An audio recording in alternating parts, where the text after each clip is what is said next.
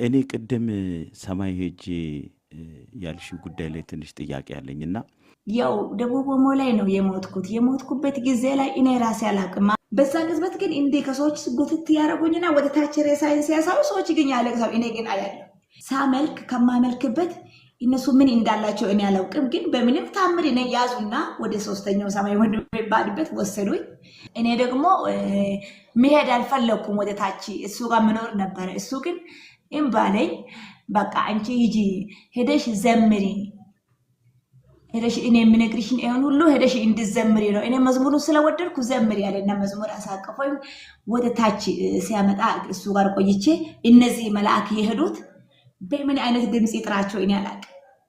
የሱን ድምጽ የሰሙት በምን አይነት ድምጽ ይጥራቸው አላቅም። የሚገርማችሁ ወገኖቼ፣ እኔ ግን በዚህ አጋጣሚ ለእናንተ ከምስክርነቱ አልፌ የምነግራችሁ ነገር ቢኖር እናንተ ለእግዚአብሔር ከመልአክ አብልጦ እግዚአብሔር እናንተን እንደሚወድ ግን የሚያምን ሰው ብቻ በእናንተ ውስጥ አሜን ይበል።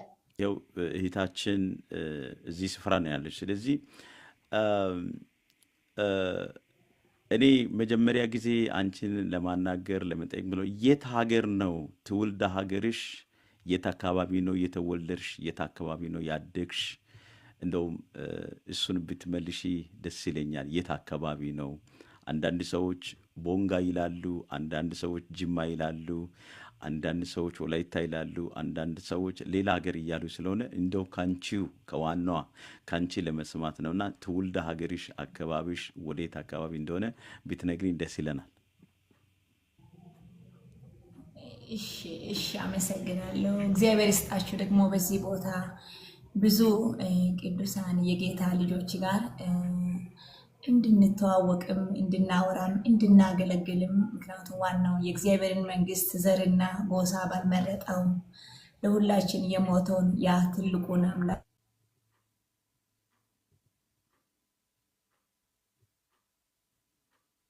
የደወሉ በመሀል ይገባሉ እና እግዚአብሔር አምላክ ያለ ዘር ያለ ጎሳ ብቻውን እኛን የገዛን ክብር ለሱ ይሁን። አሜን። ይሄን እንደ እግዚአብሔር ሰው ለእግዚአብሔር ምስጋና ያድረሰው። እኔ ብዙ ነገር ማለት ባልችልም ለዚህ ህዝብ እዚህ ጋር አራትም ሆነ አንድ እንኳን ቢሆን እግዚአብሔር ለልጆቹ የሚለው አንድ ነገር ይኖረዋል። የቦንጋነች የጂንካ ምናምን ይላሉ ተብሎ ለሚጠየቀው ደግሞ እኔ ተወልጄ ያደግኩት ያው ደቡብ ክልል ውስጥ አርባ ምንጭ ዙሪያ ወረዳ አለ። አንድ ቦሮዳ የሚባል ሀገር ቦሮዳ ነው የኔ ሀገር። ቦሮዳ በሚባል ደንባ ጭልአሼ ወይም ደግሞ ዛጌ ተብሎ በሚጠራበት አካባቢ ቤተሰብ ልጅ ነኝ እና ትንሽ እዛው ነው አያቶቼ ጋር ያደግኩት እና አሁን ደግሞ ያው በዚህ ሰዓት እንግዲህ ጌታ ረድቶኝ ጌታን ላገለግል ብዙ ስለኔ ማውራው ተአምር የለም። ብዙ ተአምር የጌታ ነው። እግዚአብሔር አኖረኝ ከእግዚአብሔር ጋር ኖር ያለው። ዛሬ ደግሞ ለእናንተም ለቅዱሳን መንገር የሚፈልገው በህይወታችሁ ላይ ኢየሱስ ይሰራል። አሜን። በህይወታችሁ ላይ ኢየሱስ ይሰራል።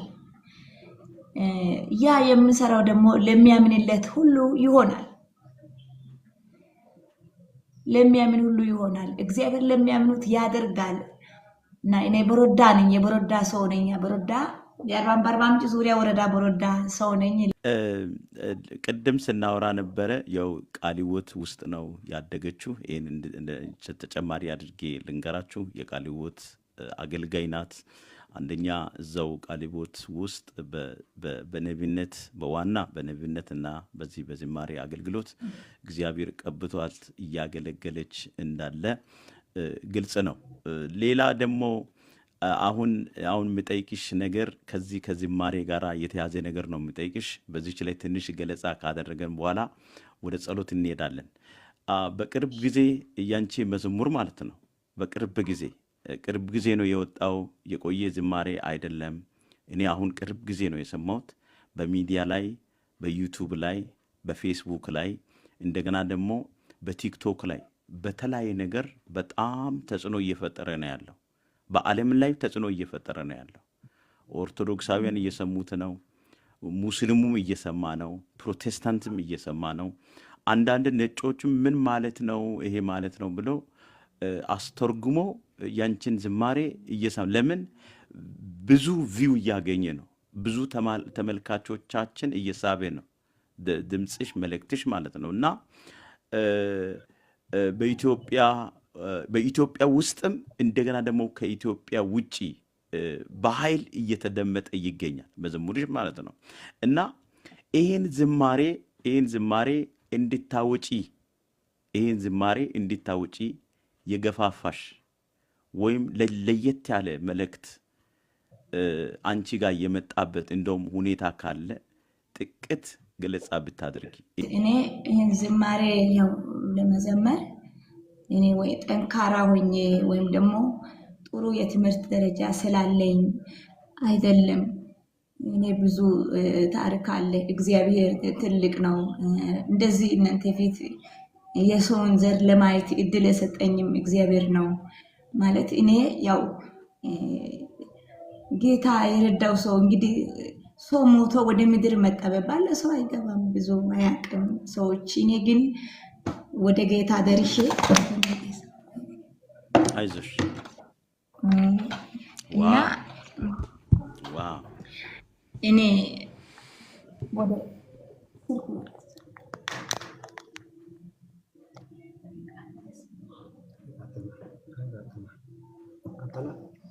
እና ሰዎች ያው በተለያየ እንትን ነው የሚሄዱት። እኔ ደግሞ ሰው ከሚኖረው ከብዙ ነገር ነው። ጌታ እንግዲህ እንደየሰው ሰውን ይረዳል። እኔ ደግሞ ወደ ጌታ ሁሉ ሄጄ ነው የመጣሁት። ወደ ጌታ ሄጄ ስመጣ ለእኔ ወደ 370 መዝሙር ነው እግዚአብሔር የሰጠኝ። እኔ ከትላንት ወዲያ አልወሰድኩም ግን ማለት ህዝቡ እግዚአብሔርን እያመፀ እና እግዚአብሔር ሲያስቸግር ጊዜ ያው ለኔ እግዚአብሔር የሰጠኝ መዝሙር ይሄን ዘምሪ ስላለ ነው ማለት እንደ በጌ ብሎ ብትቀይር ይሳው ሁሉ የምን ነገር ነበር። ለመቀየርም ብዙ ጥረት ተደርጎ ነበር። ህዝቡ ያው እግዚአብሔርን ያምጻል፣ መንግስትን ያምጻል። መንግስትም ወዶ አይደለም፣ ህዝቡም ወዶ አይደለም። ወደደም ጠላ እግዚአብሔር በሰው ልጅ እንዳዘነ እና በህዝብ ያዘኛለውና ህዝብ መመለስ አለበት። ወደ እኔ እንድመለስ ለዚህ ህዝብ ንገር እያለ ጌታዬ ሆይ ስንት ማስተርስ ስንት ዶክተሮች የተሰሩ ሰዎች ወይም ደግሞ እያሰሩ ሰዎች እያሉ አሁን እኔ የምለውን እነሱ ይሰማሉ ብለህ ይሄን ሁሉ መዝሙር ለእኔ ስራ ፈተ ማለት ወደ ጌታ እጄ ባረብኩ በሞትኩት ጊዜ ላይ አልፌ ወደ እሱ እጄ ሞች ያለው በመላካት ታጅቤ እጅ ያለው ሞቼ በህርኩበት ጊዜ ላይ ነው ለኔ ይሄ መዝሙር አሳቅፎ ላከ። ምን ላርግ ብዬ ስል እስከ ዕለት ሞትሽ ዘምሪ ያለ እሱ ብሎ እንደመጣው ግን አላገኘሁትም። የሆንብኝ ነገሮች በጣም ብዙ ፈተና ነበረ። እኔ አልሄድም ስል እሱ ሂጂ ዘምሪ ስለ እኔ ለዘመኑ መጨረሻ ብዙ ነገር ላንቺ የምነግርሽ ነገር አለ አለ። እሺ ብዬ በብዙ ውጣ ውረዶች ውስጥ ጌታን በቃ ለማገልገልና እሱ የሚለኝን ለመታዘዝ ተዘጋጅቻለሁ። እና በዛ ውስጥ የትኛው መዝሙር ዘምሪ ያለ እኔ ብዙ እንኳን ጽፌ ይሄን ያክል ጎበዝ መባል ሰው እኔ አይደለሁም። ግን ዜማ የተወሰነ ራሱ እንደሰጠኝ ወሰርኩ። እሱ እንደሰጠኝ ነው። አሁን እኔ እንደዚህ ቁጭ ብዬ እናንተን እያየሁ ነው። እኔ አሁን መዝሙር ዝም ብዬ መዘመር ይችላሉ። አሁን እናንተ እያያችሁኝ ነው። እኔ ግን እናንተን እያየሁት ነው። እና እንደዛው ከተሰጡ ከ370 መዝሙሮች 4 መዝሙር ነው ወደዛ የሄደው። በዛ ውስጥ እንግዲህ እንደ በግ ኖሪ ተብዬ እንደምንድን ነው ማለት እግዚአብሔር ለእኛ እረኛችን ነው። እኛ የእሱ በጎች ነን። ግን እንደ በግ እየታዘዝንለት አይደለንም። በቃ በግ እኮ ይታዘዛል ማለት እኛ ሰው ሆነን እንስሳዎችን ብናግደው ይታገዳል። እኛ ምን ጨንቆን ነው ለእግዚአብሔር ማንታዘዘው? እኛ ምን ችግር መጣብን? የእሱ ሆነን እሱን ማስጨነቅ ለምን አስፈለገ? እግዚአብሔር ለሰው ልጅ ክብር አለው። እሱ ለእኛ ክብር ቢሰጥ እኛ ለእሱ ክብር ሰተን ያው ማንኖርበት ምንድን ነው ብዬ ይህን በግ የሚለው ለመቀየር ያልተደረገ ነገር የለም። ብዙ ተደርጎ ግን በፍጹም አለ ጌታ። ታዲያ እንደ በግ ልበል ጌታ ሆይ? አዎ እንደ በግ በይ አለኝ። እኔም እንደ በግ አልኩኝ። ዜማውም ግጥሙ ራሱ ገጥሞ ያመጣኝ ነው። አሁን እኔ እዚህ ጋር ቁጭ ብያለሁ። የእግዚአብሔር ሰዎች ግን እኔ አሁን ዝም ብዬ እናንተን ነው ማለት ግን አሁን እኔ አንድ ዜማ ይመጣል። አሁን ለምሳሌ አቤት አቤት አቤት እግዚአብሔር ሆይ ላንተ አቤት አቤት አቤት አቤት ጌታዬ ሆይ ላንተ አቤት። አሁን ለእኔ ቁጥሮች ጋር ይመጣል አሁኖታች እኔ እንደዛ የመጣልኝ ነው መወስድ ሰው ነኝ። እኔ ምንም አውቀው ነገር የለም። እግዚአብሔር ይመስገን።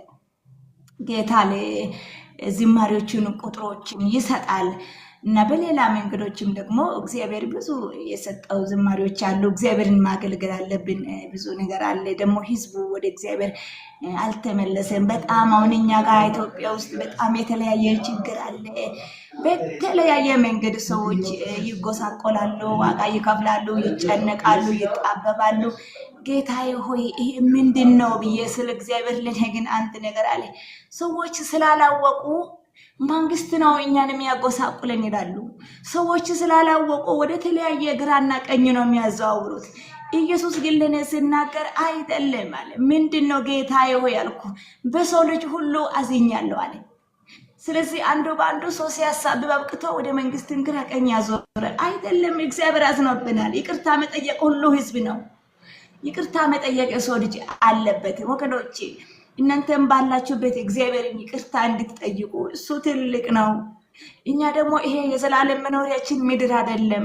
የኛ መኖሪያ በሰማይ ቤት አለ። በሰማይ ቤት መኖሩን እኔ ምስክር ነኝ። አይቼ የመጣው ከአንድም እስከ 3ኛ ሰማይ ሄጃለሁ፣ ደርሻለሁ፣ ተገንዣለሁ፣ ወደ ታች መጥቻለሁ። በዛ ሁሉ ተአምር ስላየው እናንተ የእግዚአብሔር ቤት ያላችሁ የጌታ ልጆች እግዚአብሔርን የምትከተሉት በእኛ ውስጥ ማስመሰል አይኖር። አሁን መዝሙሩ ይሄ ብዙ ኦርቶዶክሶችም የተለያዩ ሰዎች ሊሰሙት ይችላሉ። ግን ይሄ መዝሙር በቤተ ክርስቲያን ውስጥ ላሉ መሪዎችን ይመለከታል። ግድያ ሲባል ጩቦ ወስዶ መግደል የለም። በጣም ብዙ አይነት የተለያየ ግድያ አይነት አለ። የምላስ ግድያ አለ። ዳግም ላትነሳ መቀጥቀጥ አለ። ጸጋ እንዳይሰራ ማድረግ አለ። ራስነትን ማሳየት አለ። ስለዚህ እነዛ የመሳሰሉት ቀጥታ ወግቶ ከሚገል ያነሰ አይደለም። ስለዚህ እኛ የእሱ በጎች ከሆነን እሱ ነው መከተል ያለብን።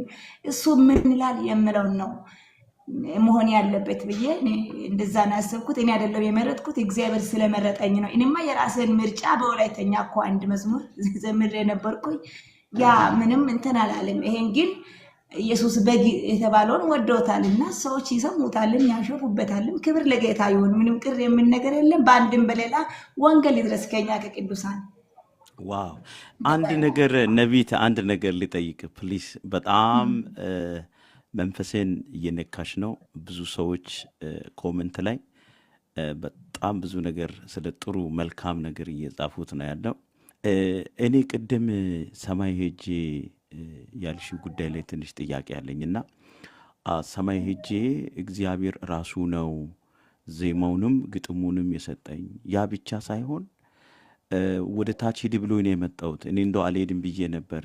እግዚአብሔር ግን ሂጂ፣ የመጨረሻው ዘመን እንደቀረበ ለትውልድ መልእክት እንድታስተላልፊ ሂድ ተብለሽ ተመልሰሽ ወደ ሰማይ እንደመጣሽ ነውና ልክ ይሄን ስልሽ እንደ ሐዋርያው ጳውሎስ በመንፈስ ነው የሄድሽው ወይስ እውነት ሞተሽ ነፍስሽ ወጣ ወይ ተቀብረሻል ወይስ እንዴት ነው? ቅድም ተገነስኩ እያልሽ ነው፣ ተገንዤ ሁሉ እያልሽ ነው። እና በዚች ላይ ትንሽ የሆነ ማብራሪያ ብትሰጪ፣ ወይም ተነጥቀሽ በመንፈስ ሰዎቹ አሁን አንደኛ ሰማይ፣ ሁለተኛ፣ ሶስተኛ ሰማይ እንደ ሐዋርያው ጳውሎስ ሄዶ አይቶ እንደመጡ መጽሐፍ ቅዱሳችን ይናገራልና እንዴት ነው ነገሩ? እንደ ሐዋርያው ጳውሎስ ነው እንደ ዮሐንስ ነው ወይስ አንቺ እውነት ሞተሽ ነፍስሽና ስጋ ተለይቶ ነው ወይስ እንዴት ነው የሚለው ነገር ትንሽ ልሰማ ፈልጌ ነው ፕሊዝ። ማለት እኔ እንዲሁም የሞትኩበት ሀገር ደቡብ ኦሞራቴ በሚባል አገር ላይ ማለት መጀመሪያ በሌላ ሰው ኢንተርቪው እየተወሰነ ስለቀረበ አሁን መንገር ብዙ መደጋገም እንዳይሆንብኝ ነው እና ያው ደቡብ ኦሞ ላይ ነው የሞትኩበት ጊዜ ላይ እኔ ራሴ አላቅም። ማቆም አስታውሰው ነገር በዛን ዘመን ዘፈን ነበር። ያው እናንተ እዚህ ጋር የምትሰሙት ቅዱሳን ናችሁ ብዬ ማስባለሁ። ሌሎችም ቢሰሙ ችግር የለም። ዓመተ ምሕረቱን እኔ ስለማላቅ ነው ማለት ያ በዛን ጊዜ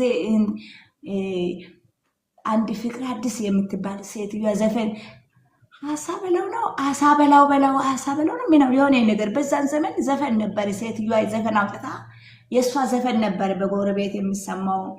እኔ ደግሞ ከቤተሰብ ትንሽ ወላጅ አባቴ ካለመኖሩ በቃ እንደዘኛው እንትን ሌላ ሰው ሕፃን እንዳጫወት ነበረ እኔን የወሰደኝ።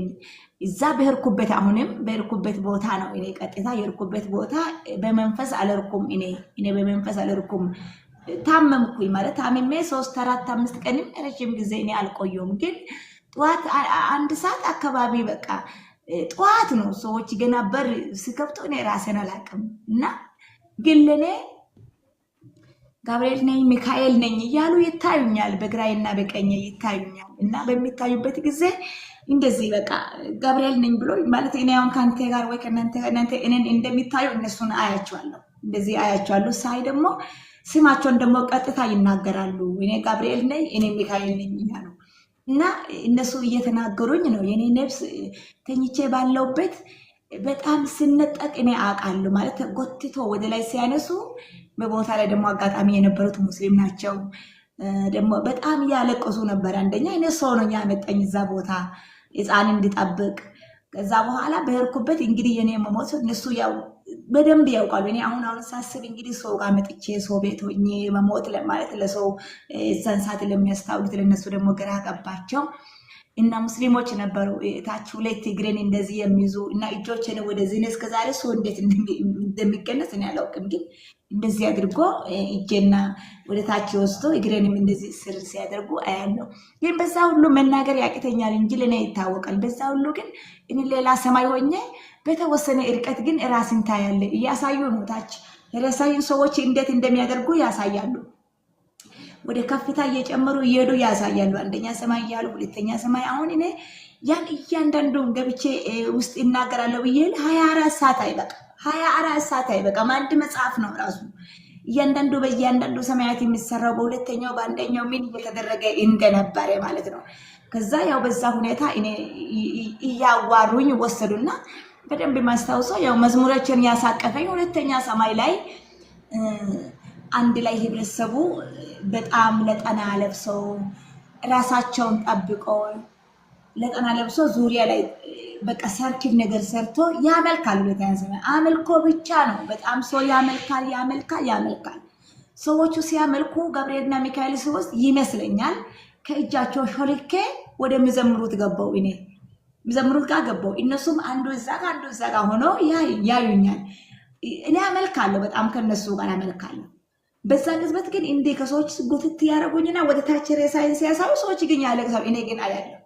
እንዲሁም ደግሞ በሌላ መንገድ እነሱ ሲያስሩ ያመኛል። እነሱ ግን አያውቁም ታች ያሉት ያን ነበር ሲያደርጉ የነበሩት። ከዛ በኋላ እኔ ደግሞ ሳመልክ ከማመልክበት እነሱ ምን እንዳላቸው እኔ አላውቅም። ግን በምንም ታምር እኔ ያዙና ወደ 3ኛው ሰማይ ወደሚባልበት ወሰዱኝ። ወደ 3ኛው ሰማይ ሲሄድ እንግዲህ እንደ አዲስ አበባ ልበል እኔ የት አገር ልበል በምን አገር ለካዋለሁ መለካት አልችልም። በጣም ሰፊ አገሩ ሰፊ ነው፣ ግን አገር አይደለም። እኔ በአዲስ አበባ ለምሳሌ አልኳቸው እንጂ አይደለም። መዝገብ ነው እዛ ጋር የተቀመጠ መዝገብ ነው። ከዛ እነዚህ ገብርኤልና ሚካኤል እዛ ጋር የተቀመጠ በጣም የሚያምር በጣም እጅግ የሚያስገርም በጣም አይቼ መላቆ ተአምር ቆንጅዬ የሆነ አባት አለ። ለካ እኛ የምናመልከው ክርስቶስ ኢየሱስ እሱ ነው። ልክ እኔ እነዚህ መልአክ ሁለቱም እንደዚህና እንዲያረጉና ገፋ ሲያረጉ በምን ተስቤ እንዲያርኩ አላውቅም። እግሩ ስም ተጠመጠምኩ። እኔ እግሩ ስም ተጠምጥሜ እግሩንም አያለሁ። እንደዚህ በቃ ጠርጋለሁ። እጁንም እንዲዳስሳለሁ። ፊቱንም ጸጉሩን እንዲሳረቀው አይለኝም። በጣም ደስ ይላል። ትዕግስቱ ይሄ ነው ማለት የማይቻል ጉድ ነው። በቃ ከዛ እኔ እሱ ማረከኝና ወደ እሱ መቅረት ፈለኩ። እኔ አልሄድም ብዬ መቅረት ፈለኩኝ። እሱም አልለቀቀኝም። በጣም እግዚአብሔር በእኔ ላይ ዓላማው ታምር ነውና አቅፎኝ እንዲህ ያደርገኛል፣ እንደዚህ ያደርገኛል። ከዛ አሁን የምዘምርበት ሄጃለሽ አለ። አሁን የምዘምርበት 2ኛ ሰማይ ነው። ሰዎች ጋር እኔ መላካ ሲመጣ የምዘምርበት እሄዳለሁ ብዬ አሁንም ወደ ታች ወርጄ እየዘመርኩ ነበር። እንደገና አመጡኝና ገባው። አሁን አንቺ ሄደሽ የዘመኑ መጨረሻ ይመጣል፣ አንቺ ደግሞ ዝናዬን አውሪ፣ ደግሞ ላንቺ የምነግርሽን ለህዝቤ አስተላልፊ። ከዛ በኋላ አንቺ አይደለሽም አንቺን አሁን እኔ ጋር አትቆይም አንቺ ሄደሽ ዘምሪ ይልና በምን እንደሰጣኝ አላውቅም። በጣም በትልቅ ቃል እኔ ገንዘብ ይመስል በጣም ትልቅ ነው፣ ግን የተሰጠኝ መዝሙር ነው። መዝሙሩ ከዛ ነው ይዤ የመጣሁት። እዚህ ጋር መጥቼ እኔ ማንበብ ችዬ መጻፍ ችዬ ያወጣሁት መዝሙር ለኔ የለኝም። መጽሐፍ ቅዱስ በደንብ አንብቤ ያመጣሁት የለም። ከዛ ይዤ መጣሁ። ከዛ በኋላ እኔ እሱ ሳየው በቃ አይመችም። ምክንያቱም እሱ ቆንጅዬ ነው፣ መኖር እሱ ጋር ይሻለኛል። መሄዱ ጥሩ አይደለም። ሲያመኝ አይቻለሁ። ትንሽ እድሜ በምኖርበት ጊዜ ሲያምም የሚያስጨንቅ የሚያሳስብ ትንሽ ነገሮች በሆነም ልጅ በሆነም የሚታወቀኝ ነገር አለና ያ ስለምታወቀኝ እኔ ደግሞ መሄድ አልፈለኩም ወደ ታች እሱ ጋር መኖር ነበረ። እሱ ግን እምባለኝ በቃ አንቺ ሂጂ ሄደሽ ዘምሪ ሄደሽ እኔ የምነግርሽን ይሄን ሁሉ ሄደሽ እንድዘምሪ ነው። እኔ መዝሙሩን ስለወደድኩ ዘምሪ ያለና መዝሙር አሳቀፈኝ። ወደ ታች ሲያመጣ እሱ ጋር ቆይቼ እነዚህ መልአክ የሄዱት በምን አይነት ድምጽ ይጥራቸው እኔ አላውቅም። የሱን ድምጽ ይሰሙት በምን አይነት ድምጽ ይጥራቸው አላውቅም። የሚገርማችሁ ወገኖቼ ግን በዚህ አጋጣሚ ለእናንተ ከምስክርነቱ አልፌ የምነግራችሁ ነገር ቢኖር እናንተ ለእግዚአብሔር ከመልአክ አብልጦ እግዚአብሔር እናንተን እንደሚወድ ግን የሚያምን ሰው ብቻ በእናንተ ውስጥ አሜን ይበል። አሜን አሜን አሜን። ከእናንተ በልጦ እግዚአብሔር ከመልአክ በልጦ እናንተን ይወዳችኋል። እኔን ስለወደደኝ ነው። መልአክ ወደሱ አልገቡም። እኔ ገባው እኮ ቀጥ ብሎ እኔን አስገባኝ፣ እግሩ ስር ቁጭ አደረገኝ። እኔ ይሄን ጉድ ነው የምነግራችሁ። እነሱ በጣም እኔን የመሰለ ነፍስ የመሰለ ማድረስ የሚችሉ ናቸው። እኔ ደግሞ ተራ ምናምን ሴትዮዋን ደግሞ ወደ ራሱ እግር ስር አስገባኝ። ስለዚህ እኛ ወደሱ መግባት ወደሱ መቅረብ እኛ እንችላለን። ለካ ከነሱ ይልቅ ጌታ ለኔ ቅርቤ ነው። ጌታ ለእናንተ ቅርባችሁ ነው። ከዛ በዚህ መንፈስ ውስጥ እኔ ሄድኩኝ። እነዚህ ሰዎች እንደገና በምን አይነት ድምጽ እንደጠራ እኔ አላውቅም። የሆነ ነገር ድምጹን ሰሙ። በምን አይነት ምልክት ነገር እኔ አላየሁም። እንግዲህ በቅጽበት መጡ። እዛ ጋር እነሱ እንደመጡ በሩ ጋር ነው የቆሙት። ወደሱ አሁንም አልገቡም ወደ ውስጥ። እኔን ግን እንደ ገፋ ሲያደርግ እሱ ገፋ ሲያደርግ እኔን እነሱ ወሰዱኝና ወደ ምድር አመጡኝ።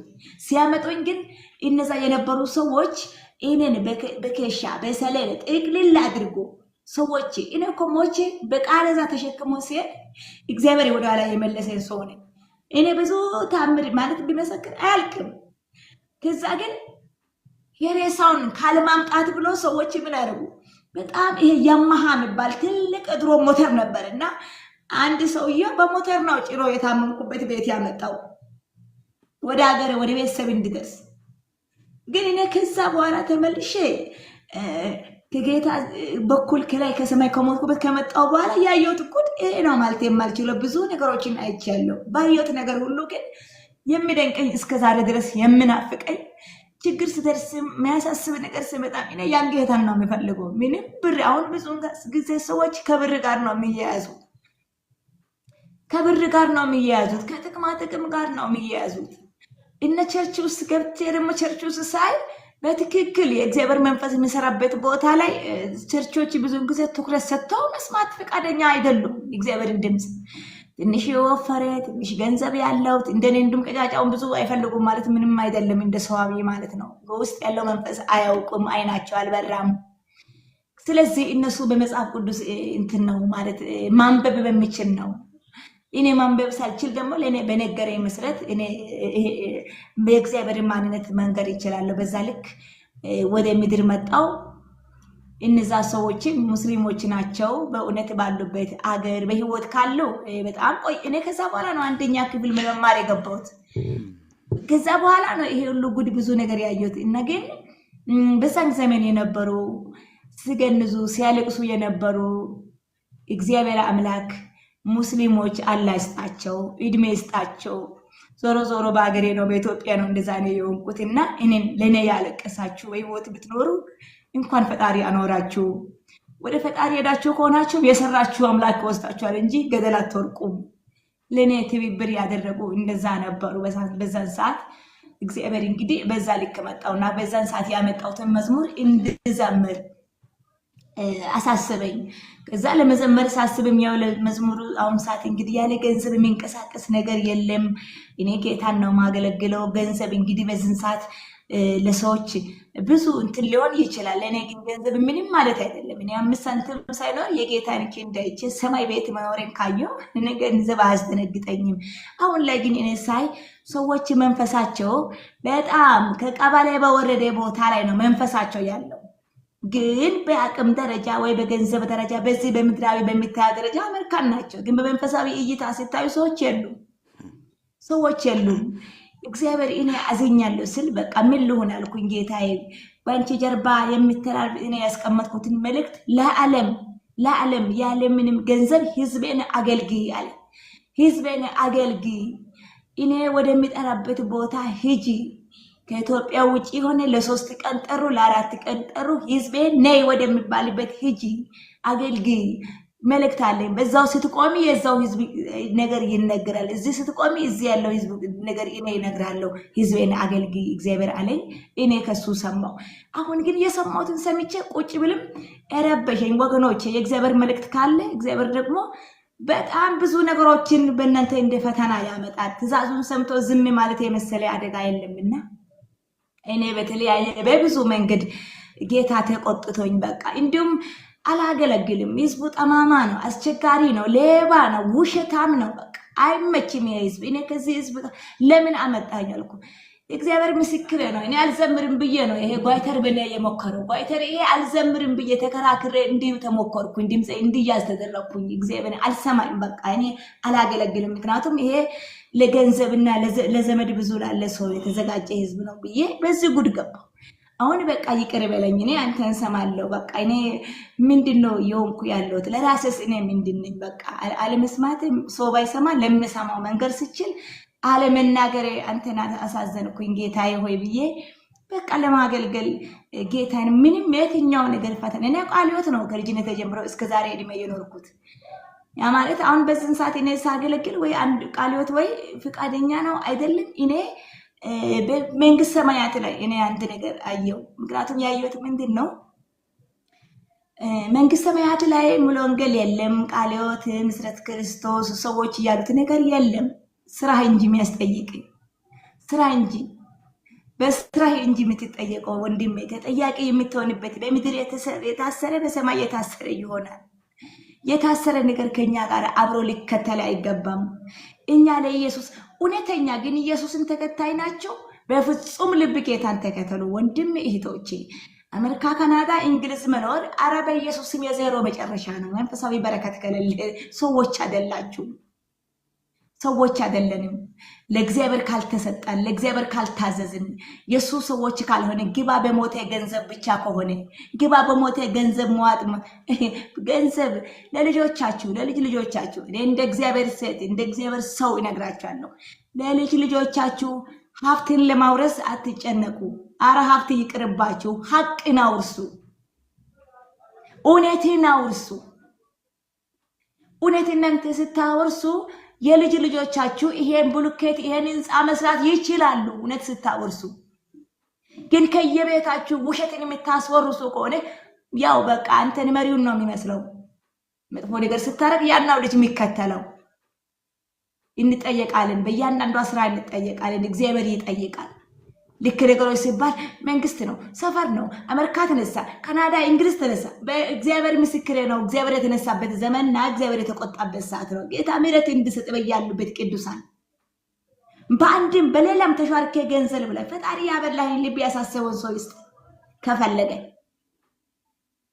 የመንግስት ህንጻ ፈርሷል፣ የሃይማኖት ህንጻ ፈርሷል፣ የሰፈር የመንደር የቀበሌ የጎረቤት እንኳን ህንጻ ፈርሷል። ሰው አይወድም። ታዲያ ማን ሊኖርበት ነው? የብሎኬት ህንጻ ነው ነቢያት በየምድር ላይ የሚሰራው ይሄ ህንጻ ነው። 5ኛ 10ኛ እየተባለ ያለ ማን ሊኖርበት?